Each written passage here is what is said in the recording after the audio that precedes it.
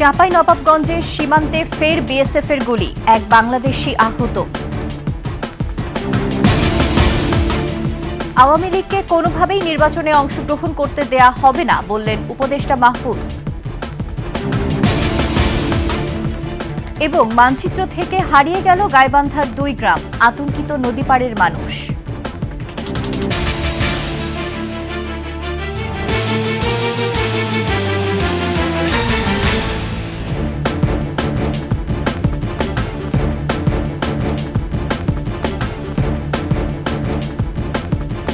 শুনছিলেন সংবাদ শিরোনাম, আমন্ত্রণ 21 দেশের সংবাদে। সাথে আছি আমি ফারজানা নির্জনা। দর্শক, 21 টেলিভিশনের সংবাদ একই সাথে সরাসরি দেখতে পাবেন আমাদের ফেসবুক পেজ www.facebook.com/2124 অনলাইনে।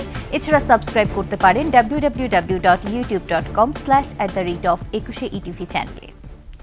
চাঁপাইনবাবগঞ্জের শিবগঞ্জের তেলকুপি সীমান্তে এক বাংলাদেশি কৃষককে গুলি করেছে ভারতীয় সীমান্তরক্ষী বাহিনী বিএসএফ। আহত হাবিল উদ্দিনকে রাজশাহী মেডিকেল কলেজ হাসপাতালে ভর্তি করা হয়েছে। আহত হাবিলের ভাই জামাল আলীর দাবি, ফজরের আজানের সময় তার ভাইসহ কয়েকজন গমের জমিতে পানি দিতে গেলে বিএসএফ গুলি করে। পরে হাবিলকে উদ্ধার করে জেলা সদর হাসপাতালে নিয়ে যাওয়া হয়। সেখানে চিকিৎসকরা জানান হাবিল বুকে গুলিবিদ্ধ হয়েছেন। প্রাথমিক চিকিৎসা দিয়ে তাকে রাজশাহী মেডিকেল কলেজ হাসপাতালে পাঠানো হয়েছে। গমে পানি দিতে যায়, মোটর আছে ওদের বিএসএফ যা গুলি করতেছে। আমরা খবর পাইছেন যে গুলি করেছে, আমরা ওখান থেকে আসলে এসে আপনার মেডিকেলে নিয়ে আসছি। তার অবস্থা ভালো না। রোগীটির বুকে ডান পাশে বুকের পিছনের দিকে অর্থাৎ কাঁধের দিকে গুরুতর জখম রয়েছে। প্রাথমিকভাবে আমাদেরকে দেখে মনে হয়েছে একটি গান শট ইনজুরি। রোগীটির দেহের মধ্যে এখনো বুলেট রয়েছে। রোগীটির স্থিতিশীল, এই কথা এখনই বলা যাবে না। আওয়ামী লীগ ফ্যাসিবাদীদের কোনোভাবেই নির্বাচনে অংশগ্রহণ করতে দেয়া হবে না বলে মন্তব্য করেছেন অন্তর্বর্তী সরকারের উপদেষ্টা মাহফুজ আলম। চাঁদপুর হাজীগঞ্জ বাজারে ছাত্র জনতার সাথে শুভেচ্ছা বিনিময়ের সময় তিনি কথা বলেন। এ সময় উপদেষ্টা মাহফুজ আরও বলেন, বিএনপি জামায়াত নির্বিশেষে যত রাজনৈতিক দল, ছাত্র সংগঠন সবাই বাংলাদেশপন্থী, তারা সবাই বাংলাদেশে থাকবেন। তাদের নিয়ে সুষ্ঠু নির্বাচন প্রক্রিয়ার মধ্য দিয়ে বাংলাদেশের শাসন প্রতিষ্ঠা করা হবে। যারা বাংলাদেশপন্থী তাদের মধ্যকার নির্বাচন হবে। বাংলাদেশ বিরোধী আওয়ামী লীগ ফ্যাসিবাদীদের কোনোভাবে নির্বাচনে অংশগ্রহণ করতে দেওয়া হবে না। নিরপেক্ষ নির্বাচনের জন্য আলাদা সরকারের প্রয়োজন নেই। ডক্টর ইউনূসের হাত ধরেই বাংলাদেশ স্বচ্ছ নির্বাচন দেখবে বলে মন্তব্য করেছেন বৈষম্য বিরোধী ছাত্র আন্দোলনের সমন্বয়ক সার্জিস আলম। সকালে পঞ্চগড় রেল স্টেশনের সৌন্দর্য বর্ধনের কাজ উদ্বোধন শেষে এসব কথা বলেন তিনি। একই অনুষ্ঠানে পুলিশ বাহিনী পুনর্গঠনের কাজ চলছে জানিয়ে স্বরাষ্ট্র মন্ত্রণালয়ের সচিব নাসিমুল গনি বলেন, শিগগিরই মানুষের সাথে কাঁধে কাঁধ মিলিয়ে কাজ করবে পুলিশ। যেখানে ডক্টর মোহাম্মদ ইউনূস ওই প্রধান দায়িত্বের জায়গাটিতে রয়েছেন এবং আমরা মনে করি তার হাত ধরেই বাংলাদেশে নতুন করে গণতন্ত্রের যে দ্বার উন্মোচন হওয়া প্রয়োজন, যেটি উন্মোচিত হতে পারে একটি স্বচ্ছ নির্বাচনের ভিত্তিতে, সেই স্বচ্ছ নির্বাচন আমরা তার হাত ধরে এই বাংলাদেশে দেখতে পাবো। খুনের বিচার না হলে খুনের সংস্কৃতি বন্ধ হবে না, তাই সব খুনের বিচার হতে হবে বলে মন্তব্য করেছেন বাংলাদেশ জামায়াত ইসলামীর আমির ডাক্তার শফিকুর রহমান। দিনাজপুরে দলের কর্মী সম্মেলনে তিনি এসব কথা বলেন। এ সময় তিনি আরও বলেন, জামায়াত ইসলামী প্রতিহিংসার রাজনীতিতে বিশ্বাস করে না। কর্মীরা ধৈর্য না ধরলে জুলুম ও নির্যাতনের প্রতিশোধ নেওয়া হতো অনেক আগেই। দলটি রাষ্ট্র ক্ষমতায় গেলে নারীর মর্যাদা ও নিরাপত্তা নিশ্চিত করা হবে বলেও জানান তিনি। খুনের বিচার যদি না হয় তাইলে খুনের সংস্কৃতি বন্ধ হবে না। আমরা বলেছি হ্যাঁ, যতটা খুন হয়েছে সবগুলা খুনের বিচার হতে হবে। আমরা প্রতিশোধের রাজনীতিতে বিশ্বাস করি না। নাইলে আমাদের উপর যে পরিমাণ জুলুম করা হয়েছে, যদি আমাদের কর্মীরা ধৈর্য না ধরত তাহলে এই দেশে অনেক প্রতিশোধ নেওয়া হয়ে যাবে। এদিকে আগে মানবতা বিরোধী ফ্যাসিস্টদের বিচার, তারপর সংস্কার ও নির্বাচন করতে হবে বলে মন্তব্য করেছেন জামায়াত ইসলামীর জেনারেল সেক্রেটারি অধ্যাপক মিয়া গোলাম পরোয়ার। সকালে ভোলা সরকারি বালক উচ্চ বিদ্যালয়ে মাঠে জামায়াতের কর্মী সম্মেলনে তিনি এসব কথা বলেন। এ সময় তিনি আরও বলেন, সংস্কারের জন্য জামায়াতে ইসলাম সহ সকল ইসলামী দলগুলো সময় দিতে রাজি আছে। যারা দ্রুত নির্বাচন চায় তাদের কথাই ভিন্ন কথার সুর, কারণ তারা ডাকাতি করতে চায় বলে মন্তব্য করেন তিনি। সংস্কার না করে কোনো নির্বাচন হবে না এবং আগামী 6 মাসের মধ্যে নির্বাচনের রোডম্যাপ তৈরি করতে হবে বলেন জামায়াতের সেক্রেটারি। ততটুকু সময় দিতে জামাত ইসলামী রাজি আছে, কি বলেন ঠিক কিনা? এই সংস্কার এবং নির্বাচন দ্রুত সম্পন্ন করুন, যৌক্তিক সময় যেটুকু লাগবে জামাত ইসলামী সে সময় দেবে। নিয়মকানুন না মেনে সাভারে বিশেষ চাহিদা সম্পন্ন ব্যক্তিদের জন্য ক্রীড়া কমপ্লেক্স নির্মাণ কাজ বন্ধ করে দেওয়া হয়েছে বলে জানিয়েছেন সমাজ কল্যাণ উপদেষ্টা শারমিন এস মুর্শিদ। দুপুরে সাভারে গণস্বাস্থ্য কেন্দ্রে ইউথ এন্ডিং হাঙ্গার বাংলাদেশের ৮ম জাতীয় যুব সম্মেলনে সাংবাদিকদের একথা বলেন তিনি। এ সময় তিনি আরও বলেন, সরকার যেখানেই দুর্নীতি পাচ্ছে অ্যাকশন নিচ্ছে। সাভারের নির্মাণাধীন কাজটির বন্ধ বিষয়ে দুর্নীতির অভিযোগ পেলে কার্যকর পদক্ষেপ নেওয়া হবে। সারা দেশের ৮০০ তরুণ তরুণী অংশ নেন এই সম্মেলনে।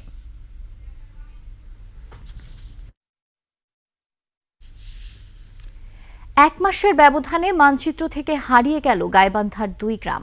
তিস্তায় বিলীনের মুখে আরও শত শত বিঘা জমি। নিজেদের শেষ সম্বলটুকু হারিয়ে দিশেহারা নদীপাড়ের বাসিন্দারা। গাইবান্ধা প্রতিনিধি আফরোজা লুনার তথ্যচিত্রে দেখুন ডেস্ক রিপোর্ট। প্রতিনিয়ত এভাবেই তিস্তার বুকে বিলীন হচ্ছে পাড়ের হতদরিদ্র মানুষের শেষ সম্বল ভিটামাটি, আবাদি জমি। অসময়ের গত ১ মাস ধরে চলছে এমন ভাঙন। এরই মধ্যে চিরদিনের জন্য তিস্তায় হারিয়ে গেছে ২টি গ্রাম, পুটিমারি ও চর দরদস্তবাড়ি। যেভাবে ভাঙন শুরু হয়েছে, এই কয়দিনেই অনেকগুলো গ্রাম নিঃস্ব হয়ে গেছে। শুকনো মৌসুমের মধ্যে আমার জীবনে আমি এইভাবে ভাঙন দেখি নাই।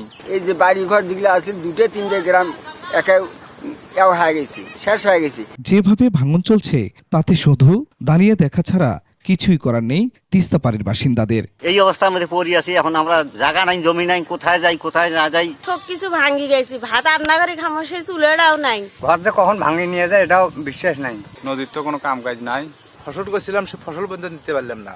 নদী ভাঙিয়ে কাঁচার পরি যা ডাবি জমা নিচ্ছি, জমা জমি শেষ হয়ে গেল। রাতের মধ্যে ঘুমাইতে পারি না, কোন ঘরে নদী ভাঙি যায়। আমরা এখন কি করি, কার কাছে যাই, কোথায় যাই? পানি উন্নয়ন বোর্ড বলছে ভাঙন রোধে কাজ চলমান আছে।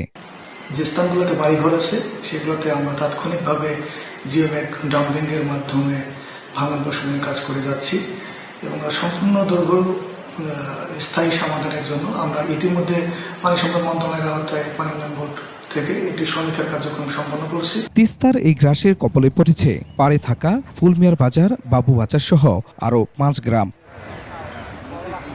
খুরশিদ আলম, ডেস্ক রিপোর্ট, ২১শে টেলিভিশন। পার্বত্য চট্টগ্রামের আদিবাসী জনগোষ্ঠী নিশ্চিহ্ন হওয়ার পথে বলে মন্তব্য করেছেন পার্বত্য চট্টগ্রামের আঞ্চলিক পরিষদ চেয়ারম্যান জ্যোতিরিন্দ্র বোধিপ্রিয় লারমা ওরফে সন্তু লারমা। রাঙামাটিতে পার্বত্য চট্টগ্রামের আদিবাসী যুম্ম জনগণের সামগ্রিক পরিস্থিতির আলোকে নাগরিক সমাজের ভূমিকা নিয়ে সুধী সমাবেশ ও মতবিনিময় সভায় সন্তু লারমা এসব কথা বলেন। এ সময় তিনি পার্বত্য চট্টগ্রামের পরিস্থিতি অত্যন্ত অস্বাভাবিক ও ভয়াবহ মন্তব্য করে বলেন, পার্বত্য চট্টগ্রামের ১৩ ভাষাভাষী ১৪টি আদিবাসী জনগোষ্ঠীর অস্তিত্ব শুধু ম্রিয়মান নয়, অস্তিত্ব হারিয়েছে। বান্দরবানের লামায় বন্য হাতির আক্রমণে এক শ্রমিক নিহত হয়েছেন। লামা বন বিভাগের কর্মকর্তা AKM আতা এলাহি জানান, হাতির আক্রমণে পানের বরচের শ্রমিক মোহাম্মদ কালু নিহত হন। তদন্ত করে তার পরিবারকে ক্ষতিপূরণ দেয়া হবে। পাহাড়ের খাদ্য সংকট থাকায় হাতির দল লোকালয়ে হানা দিচ্ছে। নিহতের মরদেহ স্বাস্থ্য কমপ্লেক্সে আনা হয়েছে। কোনো অভিযোগ না থাকায় প্রাথমিক সুরতহাল ও আইনি প্রক্রিয়া শেষে স্বজনদের কাছে মরদেহ হস্তান্তর করা হয়েছে।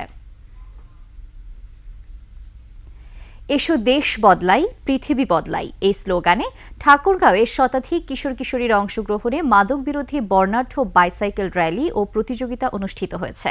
সকালে সদর উপজেলা প্রশাসনের আয়োজনে তারুণ্যের উৎসব ২০২৫ উদযাপন ও মাদকের বিরুদ্ধে সামাজিক জনসচেতনতা বৃদ্ধি কর্মসূচির উদ্বোধন করেন জেলা প্রশাসক ইশরাত ফারজানা। পরে একটি র্যালি ঠাকুরগাঁও সরকারি বালক উচ্চ বিদ্যালয় থেকে বের হয়ে শহরের বিভিন্ন সড়ক প্রদক্ষিণ করে। প্রতিযোগিতা শেষে বিজয়ীদের পরিবেশ বান্ধব গাছ ও বই বিতরণ করা হয়।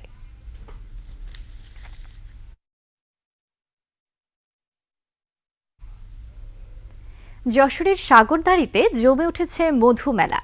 আধুনিক বাংলা কবিতার জনক ও মহাকবি মাইকেল মধুসূদন দত্তের জন্মবার্ষিকীতে চলছে 7 দিনের এই আয়োজন। মেলায় আসছেন পর্যটকরাও। যশোর প্রতিনিধি শিকদার খালিদের তথ্যচিত্রে দেখুন ডেস্ক রিপোর্ট।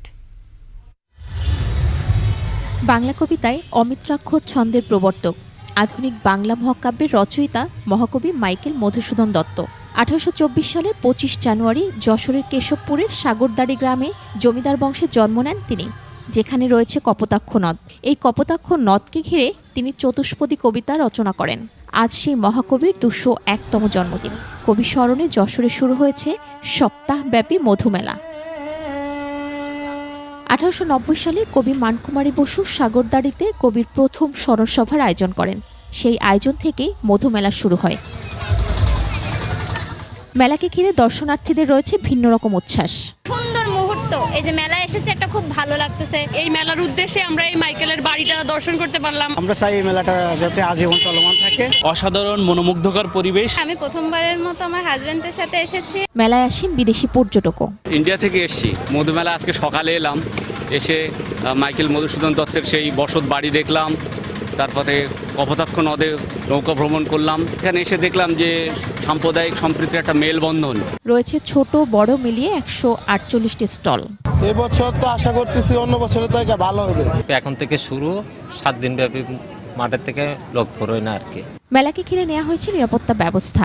মেলায় যে জিনিসগুলো থাকার দরকার বিনোদনের জন্য, মানুষের কেনাকাটার জন্য, সেই সব রকমের ফ্যাসিলিটিস আছে। এই মেলাকে একেবারে সুন্দর সুশৃঙ্খল করার জন্য যে পরিমাণ নিরাপত্তা দরকার, আমাদের পুলিশ আছে, আনসার আছে, এখানে আমাদের র্যাব কাজ করছে, আমাদের ইন্টেলিজেন্সগুলো কাজ করছে। পাশাপাশি যদি ওইরকম প্রয়োজন হয় আমাদের বিজিবির সাথেও আমাদের যোগাযোগ আছে, তারাও রেডি থাকবে। এই মেলা চলবে 30 জানুয়ারি পর্যন্ত। মহিমা পলি, ডেস্ক রিপোর্ট, 21 টেলিভিশন। নানা প্রজাতির পরিযায়ী পাখির কলকাকলিতে মুখর মেহেরপুরের গাংনীর মাইলমারি পদ্মবিল। পাখিদের জলকেলি আর দল বেঁধে উড়ে বেড়ানোর দৃশ্য দেখে মুগ্ধ প্রকৃতিপ্রেমীরা। এসব পাখির নিরাপদ আশ্রয় ও নিরাপত্তার দাবি এলাকাবাসী ও দর্শনার্থীদের। উপজেলা প্রশাসন বলছে পাখির অভয়াশ্রম সংরক্ষণে ব্যবস্থা নিচ্ছে তারা। মেহেরপুর প্রতিনিধি ফারুক হোসেনের তথ্য ছবিতে দেখুন ডেস্ক রিপোর্ট। অনেক বছর ধরেই এই বিলে পরিযায়ী পাখিদের আনাগোনা। এবছরও শীত মৌসুমে বিভিন্ন প্রজাতির পাখির উপস্থিতি বেড়েছে। পদ্মবিলে আবাস গেড়েছে পানকৌড়ি, বক, বালিহাঁস, কাঁদাখোঁচা, ডাহুক, শামুকখোল সহ বিভিন্ন প্রজাতির পাখি। সারাদিন বিলে বিচরণ আর রাতে বিলপাড়ের গ্রামগুলোর বাড়ির পাশের গাছগুলোতে আশ্রয় নেয় এসব পাখি। দেশি বিদেশি বিভিন্ন পাখির কিচিরমিচির বিলের সৌন্দর্য বাড়িয়ে দিয়েছে অনেক গুণ। পাখির দলবদ্ধ বিচরণে মুগ্ধ এলাকাবাসী ও দর্শনার্থীরা। একসময় শিকারীদের দৌরাত্ম্যে কমে যাচ্ছিল পাখির উপস্থিতি। এখন বিলপাড়ের সচেতন মানুষের উদ্যোগে শিকারীদের আনাগোনা বন্ধ রয়েছে, ফলে বেড়েছে নানা প্রজাতির পাখির বিচরণ। অনেক মনোমুগ্ধকর সুন্দর পরিবেশ তৈরি করে পাখিগুলো এসে আমাদের। বহু পাখি এলাকায় আসে, আরও কত বিভিন্ন জায়গার পাখি আসে, আমরা কাউকে ধরতে দিইনি। পাখিগুলোকে শিকার না করে কোনো রকম বিরক্ত না করে সে ব্যাপারে আমরা যথেষ্ট খেয়াল রাখি। প্রতিদিনই দূর দূরান্ত থেকে মাইলমারি পদ্মবিলে ভিড় করছেন দর্শনার্থীরা। সরকারিভাবে নিরাপত্তা ও আবাস স্থল নিশ্চিত করা গেলে পাখির উপস্থিতি বাড়বে বলে মনে করেন এলাকাবাসী ও দর্শনার্থীরা। বিভিন্ন রকমের পাখি আছে এখানে, শুনছি মানুষের কাছে। সো পাখিগুলো এসে দেখছি, পাখিগুলো আসলে খুব সুন্দর। এই পাখিগুলোকে সংরক্ষণ, এর আবাসস্থল যদি তৈরি করে দেয় তাহলে অনেকাংশে আমরা উপকৃত হব এবং আমাদের পরিবেশের ভারসাম্য রক্ষা পাবে। এদিকে পাখি শিকার রোধ ও নির্বিঘ্নে বসবাস নিশ্চিতে একসাথে কাজ করছে প্রশাসন, প্রাণী সম্পদ বিভাগ ও বন বিভাগ। পাখিগুলোর কোনো ক্ষতি সাধন করতে না পারে সে ব্যাপারে কিন্তু আমরা আমাদের উপজেলা প্রাণী সম্পদ অধিদপ্তর এবং আমাদের বন বিভাগের কর্মকর্তাদের সমন্বয়ে কিন্তু আমরা একটা টিম হিসেবে ওখানে কাজ করছি। দেশি বিদেশি নানা প্রজাতির পাখির বিচরণে মাইলমারি পদ্মবিল ফিরে পেয়েছে প্রাকৃতিক ভারসাম্য। Masuma Lisa, desk report, 21 television. আর এরই সাথে শেষ করছি 21 দেশের সংবাদ। যাবার আগে সংবাদ শিরোনামগুলো আরও একবার।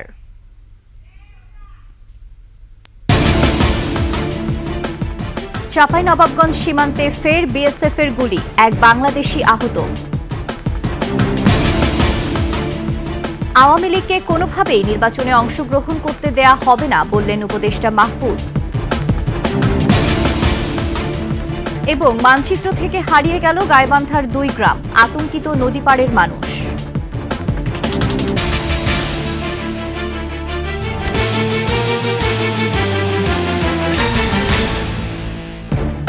সর্বশেষ সংবাদ জানতে ডায়াল করুন 2021 নম্বরে আর ভিজিট করুন ekushe-tv.com ওয়েবসাইটে।